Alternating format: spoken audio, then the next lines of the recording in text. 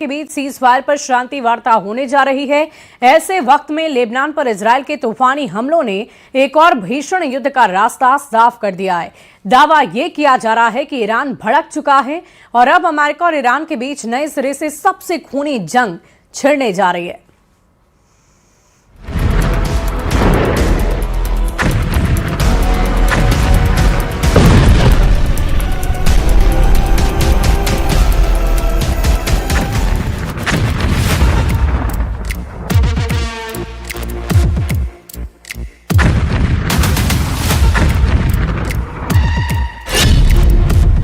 Hormuz ने तोड़ा cease fire, Trump tax से खौफ में ट्रंप। ईरान युद्ध अब सिर्फ ईरान का युद्ध नहीं रहा। इस युद्ध में अब 15 से ज्यादा देश लपेटे में आ चुके हैं। इस वक्त पाकिस्तान से लेकर लेबनान तक खतर मचा हुआ है और हॉर्मूज से लेकर वॉशिंगटन तक कोहराम शुरू हो चुका है। इधर दावा किया जा रहा है कि अगर ईरान हॉर्मूज में टोल टैक्स वसूलता है तो इसके नतीजे विनाशक होंगे। हम आपको ईरान युद्ध का वो सच दिखाने की कोशिश कर रहे हैं जहां हजारों लोगों की मौत और तबाही की आड़ में अपनी अपनी रोटियां सेंकी जा रही है। पाकिस्तान खुद को ईरान युद्ध का ऐसा चौधरी साबित करने की कोशिश कर रहा है जो दिखाना चाहता है कि वही अमेरिका और ईरान के बीच सीज फायर को लेकर मध्यस्थता करवा रहा है। लेकिन खुद अमेरिकी मीडिया के चैनल फॉक्स न्यूज ने अपनी रिपोर्ट में दावा किया कि इस्लामाबाद में 11 अप्रैल को जो सीज फायर पर वार्ता होने जा रही है उसमें पाकिस्तान के प्रधानमंत्री शहबाज शरीफ, पाकिस्तान के सेना प्रमुख field marshal general Asim Munir मध्यस्थ नहीं बल्कि डाकिया की भूमिका में दिखेंगे। शहबाज शरीफ और जनरल मुनीर को सीज फायर की सबसे खुफिया मीटिंग से दूर रखा जा रहा है, ऐसी खबरें आ रही है। कहने का मतलब ये कि इजराइल जिस स्तर पर लेबनान पर तूफानी हमले कर रहा है उसने सीज फायर वार्ता को खटाई में डाल दिया है।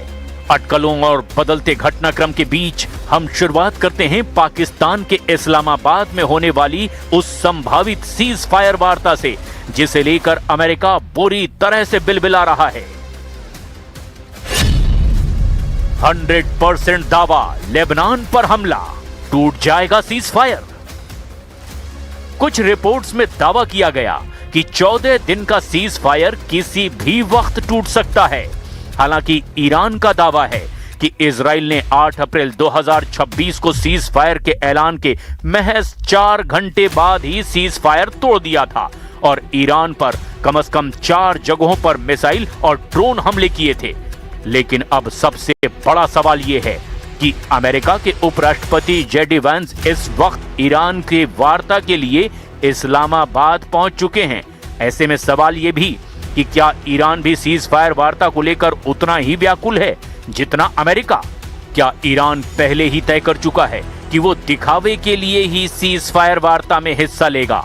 मौजूदा घटनाक्रम और हमलों ने तो ये ही साबित किया कि ईरान तब तक अमेरिका से वार्ता को तैयार नहीं जब तक कि लेबनान पर इजराइल के खूनी हमले बंद नहीं हो जाते, क्योंकि लेबनान पर हो रहे हमलों ने ईरान के हाथ बांध दिए हैं, जबकि इजराइल ने दो टूक कह दिया है कि वो लेबनान को सीज फायर का हिस्सा नहीं मानता और वो और ज्यादा हमले लेबनान पर करेगा। जरा देखिए, लेबनान में इजराइल के तूफानी हमलों को देखकर ईरान क्यों भड़क रहा है। सीज फायर के ऐलान के महज कुछ घंटों के भीतर ही इजराइल ने लेबनान पर अब तक का सबसे बड़ा हवाई हमला किया, जिसे इजरायली मीडिया ने ऑपरेशन इंटरनल डार्कनेस का नाम दिया है। इजरायली वायुसेना के 50 लड़ाकू विमानों ने मात्र 10 मिनट के भीतर पूरे लेबनान में 100 से ज्यादा ठिकानों पर बमबारी कर दी। इधर पीएम बेंजामिन नेतन्याहू ने साफ कहा कि पाकिस्तान की मध्यस्थता में हुआ समझौता लेबनान पर लागू नहीं होता।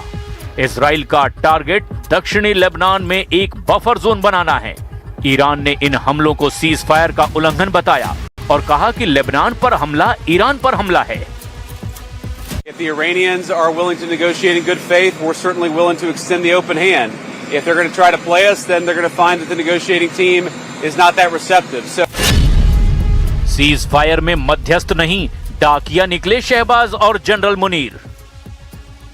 फॉक्स न्यूज और दूसरे पश्चिमी मीडिया आउटलेट्स ने पाकिस्तान में 11 अप्रैल 2026 को होने वाली सीज फायर मीटिंग को लेकर कुछ ऐसे दावे किए हैं जिससे साफ पता चलता है कि अमेरिका और ईरान की वार्ता के बीच पाकिस्तान सीधे मध्यस्थ नहीं बल्कि डाकिया की भूमिका में है।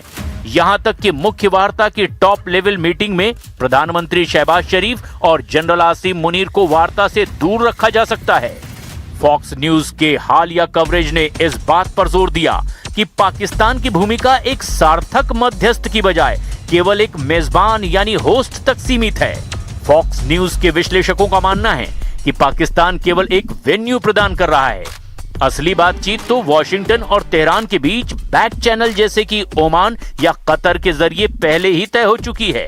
पाकिस्तान का रोल केवल एक डाकिये या फिर पोस्ट बॉक्स जैसा है जो संदेशों को इधर उधर पहुंचा रहा है, लेकिन नीतिगत फैसलों पर उसका कोई प्रभाव नहीं है। इजरायली मीडिया भी फॉक्स न्यूज के सुर में सुर मिलाते हुए कह रहा है कि सीज फायर वार्ता पर असली नियंत्रण अमेरिका के पास है और पाकिस्तान केवल अपनी अंतर्राष्ट्रीय छवि सुधारने के लिए इस वार्ता का इस्तेमाल कर रहा है।